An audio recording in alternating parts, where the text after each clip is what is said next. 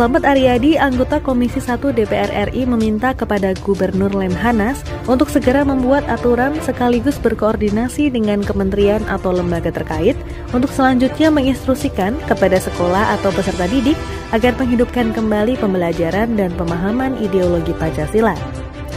Hal tersebut disampaikan Aryadi dalam raker bersama Lembaga Ketahanan Nasional atau Lemhanas baru-baru ini. Kalau di zaman saya SD dulu, Pak, setiap mau masuk untuk ideologi Pancasila ini sudah ditanamkan, Pak. Tapi hari ini bukan berkurang, tapi apa ya, istilahnya Bapak-Bapak sudah tahu. Bisa tidak Pak Gubernur bekerja sama dengan Kementerian Pendidikan atau lembaga-lembaga terkait? Kenapa, Pak? Kita hari ini, Pak, kemarin Pak Dasko khususnya, setiap jam 10 di gedung DPR ini harus menyalakan Indonesia Raya sebagai bentuk menciptakan jiwa-jiwa nasionalisme dalam diri kita. Bisa tidak, Pak, dengan adanya pengurangan anggaran ini biar Bapak tidak terlalu merepotkan ke depan dan banyaknya anggaran yang terlalu dikurangi, memberikan instruksi secara langsung, Pak, atau kerjasama MOU sekolah-sekolah tersebut selain menyalakan Indonesia Raya, berikan pemahaman, Pak, bahwa Pancasila itu penting dan final, Pak. Baik dari sila pertama sampai sila kelima, adik-adik kita itu harus paham, Pak. Sehingga ketika mereka suatu saat menjadi pemimpin nasional seperti kita menjadi pejabat negara, sudah disiapkan secara mental. Psikologisnya juga disiapkan. Itu, Pak Gubernur ya.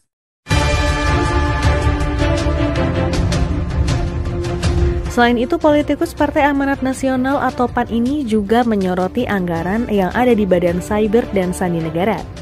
Kepada BSSN tersebut, ia meminta untuk segera mengatasi adanya ancaman cyber seperti halnya judi online serta situs bernuansa pornografi.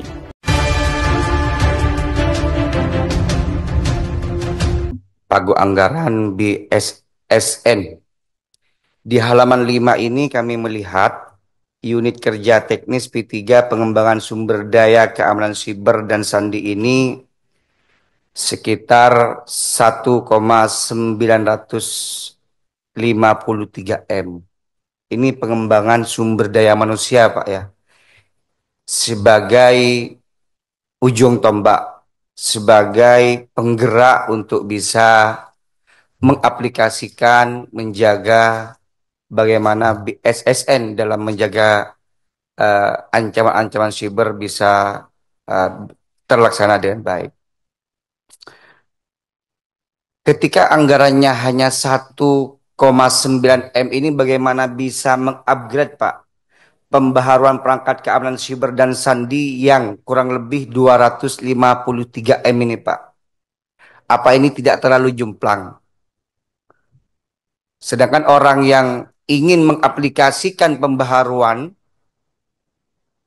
perangkat tersebut hanya anggarannya 1,9. Jadi mungkin ini perlu dipertimbangkan, Pak. Dan saya harapkan BSSN dengan adanya efisiensi anggaran ini, saya harap tetap bisa survive dan mampu untuk mengembangkan sumber dayanya dan kemampuannya bagaimana ketahanan siber ini betul-betul terlaksana dengan baik, Pak. Yang saya harapkan BSSN ini mampu untuk melakukan kerjasama, Pak, dengan kementerian atau lembaga terkait yang sifatnya itu secara teknis atau yang berkaitan dengan teknologi. Bapak boleh selancar, Pak. Kemarin kami sepekan yang lalu selain berbicara tentang anggaran, rapat dengan Komdiji berbicara tentang banyaknya situs-situs yang, mohon maaf, kategori yang mudah diakses oleh masyarakat Indonesia secara luas yang sifatnya pornografi, Pak. Jadi mungkin hari ini Bapak perlu, Pak, melakukan komunikasi, Pak. Bukan hanya judi online, Pak, yang mengancam ketahanan negara ini, Pak. Kalau sejak dini masyarakat kita khususnya teman-teman adik-adik kita yang awam dalam hal penggunaan dunia teknologi, Pak, Bapak bisa cek masuk di saluran di situ, Pak, bisa masuk mengakses pornografi secara langsung, Pak. Bisa masuk, cek aja, Pak. Dan juga banyak aplikasi-aplikasi yang mempertontonkan aplikasi yang sifatnya pornografi. Kemarin saya sampaikan sama Komdiji, Pak. Namanya itu aplikasinya TP, Pak. Informasi di masyarakat itu, karena saya juga tidak mengunduh itu, Pak. Dari jam 8 malam sampai jam, iya, sampai dini hari itu sedang operasi, Pak, live. Betul. Ini sangat mengancam, Pak. Jadi pentingnya BSSN hari ini kalau hanya mengeluhkan dengan adanya pengurangan anggaran ini, tapi selancar di dunia online ini belum ditertibkan, Pak, maka percuma, Pak. Jadi asta cita presiden itu hanya sebatas angan-angan nanti, Pak. Kalau BSSN tidak mampu mengkolaborasikan adanya ancaman-ancaman siber yang hari ini mengancam dunia digital kita, Pak.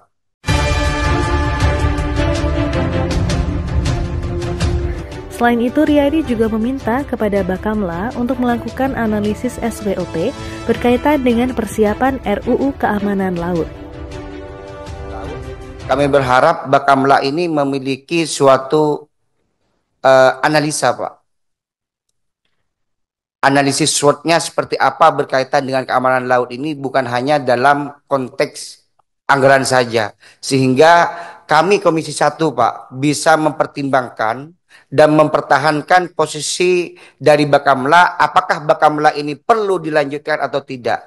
Kami kemarin menanyakan kepada Pak Menko, Pak, dengan anggaran yang cukup terbatas dan aturan yang tidak jelas terkait siapa yang memiliki tupoksi berkaitan dengan penyidikan, penyelidikan, penindakan terkaitan dengan pelanggaran-pelanggaran hukum, pelanggaran-pelanggaran yang ada di keamanan laut kita, ini kan belum jelas, Pak, tupoksinya. Jadi kita ingin mengusulkan dalam undang-undang tersebut terbentuk nanti, Pak, apakah itu terbentuk badan tergantung Bapak Presiden, siapa yang memiliki power untuk melakukan penindakan-penindakan tersebut. Sehingga saya harapkan Bakamla mampu memberikan analisa, Pak, berkaitan dengan rencana undang-undang keamanan laut ini, sehingga ada kesiapan secara mental untuk Bakamla tersendiri.